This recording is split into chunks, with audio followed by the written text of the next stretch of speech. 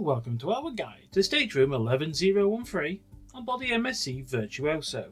We were fortunate to sail on her in May 2024, and whilst it was only a mini cruise of 3 nights, we still had a great time on board and got a full understanding of how the room would be on a full cruise. My name is Darren, and why not join us as we enter cabin 11013 on board the MSC Virtuosa.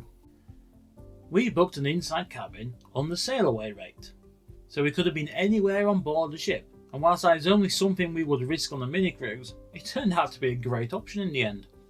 Our cabin number was 11013, so as you would expect, it was on deck 11, which had cabins below and cabins above, which is the type of floor we tend to choose, but the room was right at the very front of the ship. We tried to choose cabins in the centre of the ship, and on a longer cruise, it would have been annoying to have to constantly walk to the very front of the ship to nip back to our room, but on such a short cruise, it was fine.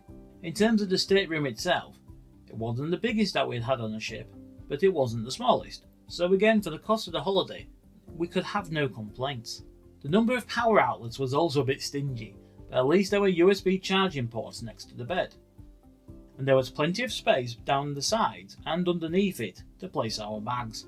As the ship was based out of the UK, it was fitted with a kettle and tea coffee sachets, and there was a small seat and a table, but the seat wasn't one you would want to spend too much time relaxing on.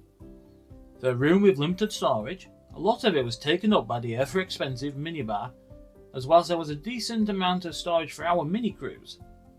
If we were on board for a week or two, it would have been tight, with the wardrobe being especially small.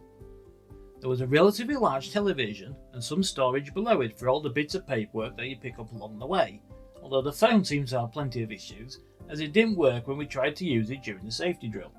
There were some hooks to hang things on in the entrance, always handy for coats and umbrellas, and there was a large dressing mirror. As is always the case, the art on the walls of the cabin was kind of just there, and I can say was something we didn't particularly like or dislike. The bathroom was actually quite spacious, especially for an inside cabin, and we certainly would have no issues for space and storage, even on the full-length cruise. The sink was deep enough to be able to have a good wash, and the shower was also a good size, with plenty of power behind it, and the included shower gel and shampoo was of a decent quality. It's always good to have a glass door and a footrest, and a decent well to help stop soaking the bathroom floor every time you use it. There was plenty of room on the towel rails, including separate rails for both your bath towels and your hand towels, and there was a bit more storage under the sink, which was where the bin was found.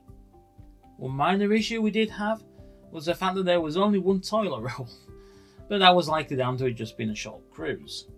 So all that remains to be said is thank you so much for watching our look at our stateroom on board the MSC Virtuosa, and see you next time.